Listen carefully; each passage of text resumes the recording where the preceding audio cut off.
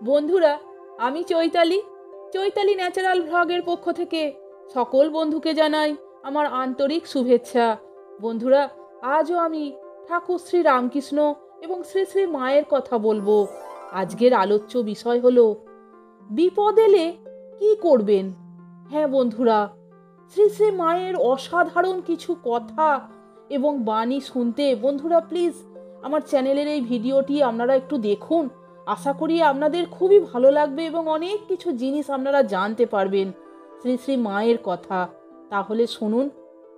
শ্রীমা বলতেন, দেখো বাবা, বিপদ যে তোমাদের আসবে না তা নয়, ও তো আসবেই, তবে ও থাকবে না, পায়ের তলা দিয়ে জলের মতো চলে যাবে।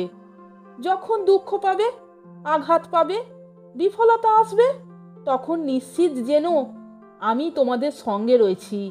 ভয় পেও না, হতাশ হয়েও না। আমি মা থাকতে তোমাদের ভয় কি? আমি তোমাদের মা, সত্যিকারের মা। আমি মা থাকতে কে তোমাদের কি করবে? যেন বিধাতারও শক্তি নেই যে আমার সন্তানদের কোনো ক্ষতি করে। আমার উপর ভার দিয়ে নিশ্চিন্ত হয়ে থাকো।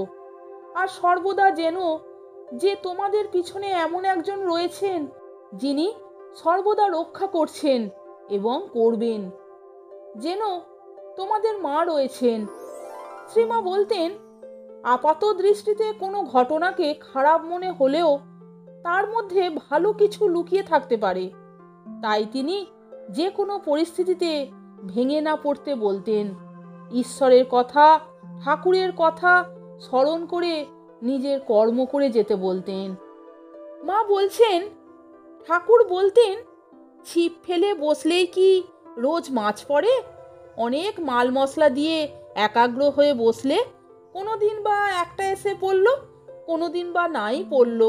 তাই বলে বসা ছেড়ো না, জব বাড়িয়ে যাও। মা বলতেন, ভয় পেও না, মানুষের জন্মই হয়েছে কষ্ট পাওয়ার জন্য। এমনকি মানব শরীর গ্রহণ করে দেবতারা পর্যন্ত এই কষ্ট থেকে রক্ষা পায়নি। কষ্টের সময় ধৈর্য ধরো, ঈশ্বরের নাম নাও। জীবনের সার কথা হলো ভক্তি।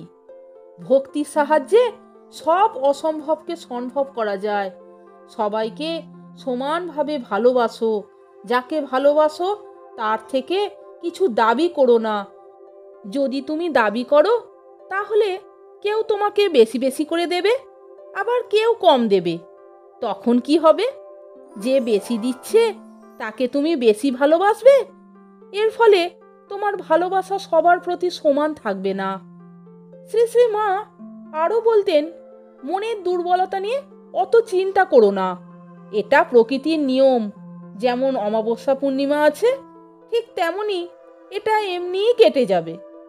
আমরা নিজের কর্মফলেই কষ্ট পাই, এর জন্য অন্য কাউকে দোষারোপ করা ঠিক নয়। প্রেম ছাড়া ঈশ্বরকে অনুভব করা যায় না। ঈশ্বরের শরণাপন্ন হলে বিধির বিধান খণ্ডন হয়ে যায়। তার নিজের কলম নিজেরই হাতে কাটতে হয়। শ্রী শ্রী মা আরও বলেছেন, আকাশের চাঁদটি মেঘে ঢেকেছে, ক্রমে ক্রমে হাওয়ায় মেঘটি সরে যাবে, তবে তো চাঁদটি দেখতে পাবে। ফস করে যায় ঈশ্বর দর্শনও তেমনই। ধীরে ধীরে কর্মক্ষয় হলে তারপরে তার দেখা পাবে। শ্রীমা বলতেন, দেখো বাবা, সূর্য থাকে আকাশে আর জল থাকে নিচুতে। জলকে কি ডেকে বলতে হয়, ওগো সূর্য, তুমি আমাকে ওপরে তুলে নাও? সূর্য আপনার স্বভাব থেকেই জলকে বাষ্প করে ওপরে তুলে নেয়। তোমাকে কিছু করতে হবে না, শুধু সৎ পথে থেকে নিজের কাজটি করে যাও, ক্রমে সব হবে। শ্রীমা তার ভক্তদের বলতেন, যে ব্যাকুল হয়ে ডাকবে সে তারই দেখা পাবে। মন শুদ্ধ হলে ধ্যান ধারণা ঠিক হবে।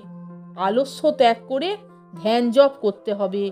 জপ ধ্যান করতে করতে আপনা থেকেই তাকে দেখতে পাবে। তোমার মনের চিন্তায়, তোমার মনের সংশয়ে, তোমার দুঃসময়ে, তোমার বিপদে তুমি একাকী তার কাছে প্রার্থনা করবে। দেখবে তিনি সমস্ত মনের কষ্ট ও ময়লা দূর করে দেবেন আর তোমায় বুঝিয়ে দেবেন। শ্রীমা বলতেন, ঠাকুর এবার এসেছেন ধনী নির্ধন পণ্ডিত মূর্খ সবাইকে রক্ষা করতে। যে একটু পাল তুলে দেবে সেই ধন্য হয়ে যাবে। শ্রীমা আরও বলতেন, জানবে কর্ম অনুসারে সৎ যোগাযোগ, আবার কর্মের দ্বারাই কর্মের খণ্ডন হয়। শ্রীমা তার ভক্ত সন্তানদের বলতেন, সর্বদা বিচার করবে, কাঁচা মন কিনা ধ্যান করতে করতে মন স্থির হয়ে যাবে। যে বস্তুতে মন আছে তা অনিত্য চিন্তা করে ভগবানে মন সমর্পণ করবে। ঠাকুরের জগতের প্রত্যেকের উপর মাতৃভাব ছিল। সেই মাতৃভাব জগতে বিকাশের জন্য আমাকে এবার রেখে গেছেন। শ্রীমা বলতেন, জানবে সন্তোষের সমান ধন নেই, আর সহ্যের সমান গুণ নেই। শ্রীমা বলছেন, দক্ষিণেশ্বরে একদিন শরীরটা খুব খারাপ থাকায় একটু দেরি করে উঠেছি।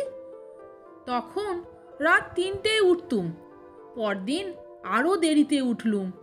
ক্রমে দেখি আর সকালে উঠতেই ইচ্ছা যাচ্ছে না। তখন মনে হলো, ওরে এই তো আলস্য পেয়েছে। তারপর জোর করে উঠতে লাগলুম, তখন সব আগের মতন হতে লাগলো।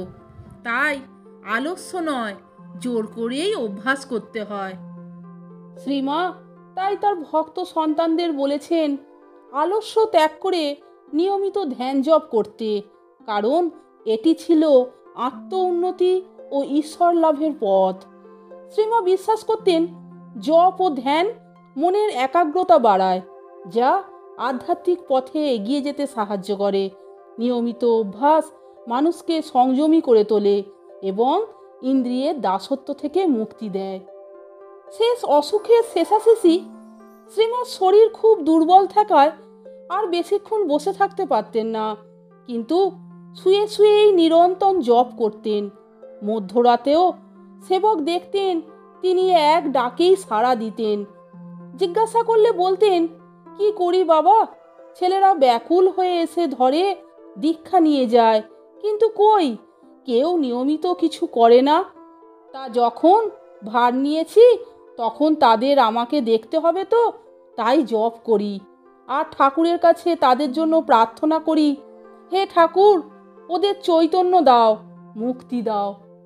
তাহলে বন্ধুরা, ভিডিওটা আপনারা সম্পূর্ণ দেখলেন তো এবং শুনলেন তো শ্রী শ্রী মায়ের কথা। বিপদ এলে কি করবেন, শ্রী শ্রী মায়ের এই অসাধারণ কিছু কথা, অসাধারণ কিছু বাণী বন্ধুরা আমি এই ভিডিওতে আলোচনা করলাম। ভিডিওটা যদি আপনাদের ভালো লাগে তাহলে একটা লাইক, কমেন্টস এবং আমার চ্যানেলটিকে সাবস্ক্রাইব করে আমার পাশে থাকবার অনুরোধ করলাম।